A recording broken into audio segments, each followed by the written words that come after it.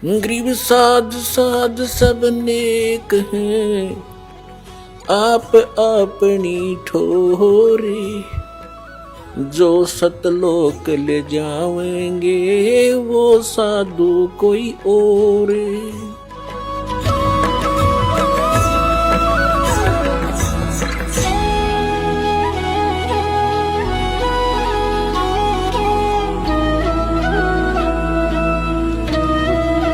कहते हैं हरि सुमरे सो वार है और गुरु सुमरे हो अपार।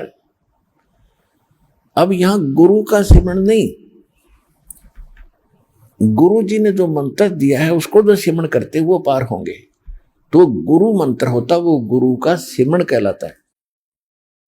अब वैसे तो आपका लगाओ गुरुदेव के अंदर ऐसा हो कि अन्य गुरु और संत के प्रति सौपन में भी भाव नहीं आवे। और फिर जब गुरुजी ने मंत्र जो दे दिया जिस समय तुम जाप करते हो उस समय आपको, ये राधा स्वामी वाले कहते हैं सुरत शब्द का अभ्यास करते हैं। और अभ्यास क्या करते हैं, 2.5 घंटे सुबह 2.5 घंटे शाम बैठकर ध्यान लगाते हैं, धुन सुनते हैं। ये इनका सुरत शब्द अभ्यास बताया इन्होंने। जो नाम आपको दिया है उस सिमरन करते समय उसके ऊपर वो सुरत लगाओ। सुरत मीन चित लगाओ, ध्यान लगाओ। वो शब्द तो गुरु हो गए, जो गुरु जी ने मंत्र दिया है, नाम दिया, वो तुम्हारा गुरु समझ लो और आपके मन को उसका चेला बना दो। जो सुई में डोरा रे शब्द गुरु चित चेला रे। तो ये शब्द सुरत अभ्यास है कि सिमरन करते समय आपका ध्यान उस सिमरन के जो अजप्पा जाप आप करते हो उस जाप के ऊपर रहे। मैं बाहर कौन सा मंत्र छोड़ रहा हूं और अंदर कौन सा ले रहा हूं, ध्यान ना डगे। अगर ये ध्यान डग गया और वैसे सांस लेंगे उसका लाभ क्या हुआ। तो ये है सुरत शब्द अभ्यास। ये प्रैक्टिस करनी होती है कि नाम पर ध्यान डटा रहे। कबीर साहब कहते हैं कि माला तो कर में फिरे और मनवा फिरे चूं और। तो ये सुमन नहीं है। जीव या तो मुख में फिरे और माला कर में ध्यान की तौर घूम रहा, तो कहती ये सिमरन नहीं। तो ये सुरत शब्द अभ्यास इसको कहते हैं कि सिमरन करते समय एकाग्र चित्त करो और क्या जाप करें उसको ध्यान रखो, वो सिमरन है आपका। ऊंचे कितनी देर बैठे रहो या चलते हुए कुछ भी आप सोच रहे हो माला हाथ में ले रहे हैं, वो घूमती रही और उस नाम लेते समय चित्त यानी सुरती नहीं लगी तो उसका कोई वैल्यू नहीं है। तो सुरत और मन ये 4 पदार्थ एक करने पड़ेंगे, सुरत, नृत, मन और पवन। पवन तो श्वास है ही, और सुरत जब लगी मन आप उसके साथ आ जाएगा और नृत भी साथ रहेगी। जब हम उस पर चित्त लगा देंगे तीनों ऑटोमेटिक आ जाएंगे। श्वास वो है ही, श्वास तो हमारा आ ही जा रहा है। उसके साथ जब हम उस मंत्र भी बोलेंगे, उच्चारण करेंगे मंत्र का अंदर से श्वास से, तो उसके साथ जब हम ध्यान लाएंगे तो अपने आप तीनों वो साथ आ जाएंगे। सुरत, नृत और मन इनका एक इकट्ठा जोड़ा बनेगा। और पवन चल ही रहा श्वास, तो सुरत, नृत, मन, पवन ये 4 इकट्ठे होते ही ये एक सिमरन जो आपने कर दिया उसकी कीमत बताई है। तो ये एक सतनाम हो गया। एक बाहर छोड़ा, एक मंत्र एक अंदर ले गए, ये कंप्लीट हो गया।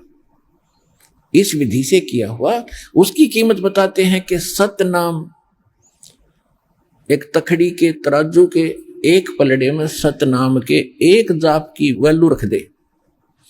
और इस काल के एक ब्रह्मांड के 14 लोक हैं, वो 14 के 14 इसमें रख दे ठाके उनकी कीमत अपोजिट पलड़े में दूसरे में। और 3 लोक ये पृथ्वी, पाताल और स्वर्ग लोक को पासंग रखते। पासंग सौदे में नहीं होती।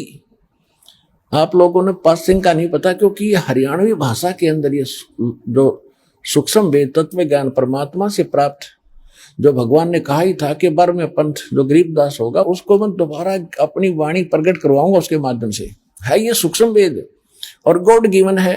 ये गरीबदास जी के हृदय में फिक्स कर दिया भगवान ने फीड, और उसे उन्होंने फिर आगे बोल दिया इतनी सी बात। तो ये हरियाणवी भाषा में है। पासिंग दास का जन्म किसान परिवार में हुआ, किसान जाट परिवार में।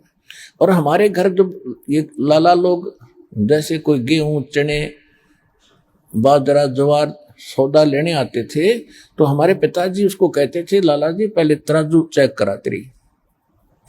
वो तराजू दिखाता था ऐसे, अगर उसमें कोई अनबैलेंस्ड होता, कोई एरर होती तो उस कणक में थे, जैसे गेहूं तोलने हैं तो एक मुट्ठी गेहूं उठा के और दूसरे पलड़े में डाल दिया जाता था जिसमें एरर होती थी, जो ऊंचा होता था।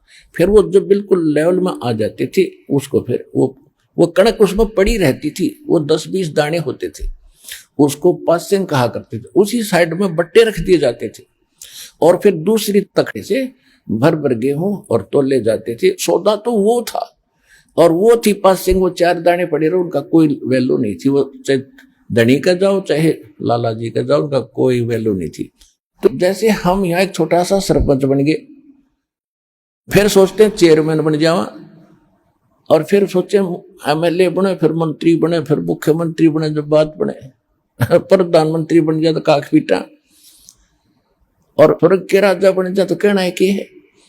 परमात्मा कहते जिसके पास ये सतभक्ति है, कबीर सब जग निर्धना, धनवंता ना कोय, धनवंता सो जानिए जिस पर राम नाम धन होए। अब आप कितने के धनी हो, ओए होए, आपके पास कितना धन एकत्रित हो रहा है। एक श्वास का सिमरण जिसने श्रद्धा से कर लिया उसके पास कितना धन हो गया। एक छोटे से टुकड़े के राजा को हम बड़ी महत्व देते हैं। पूरे इंद्र का, स्वर्ग का राज और ये पृथ्वी का राज और पाताल लोक का, ये तीनों तो पासिंग के बराबर भी नहीं है। जिसको इस दास से और ये सतनाम प्राप्त हो गया, जिसने एक भी सिमरण ढंग से कर लिया, और बाकी करोगे तो करना है, उसकी तो कीमत होगी कितनी, अंडरस्टूड है।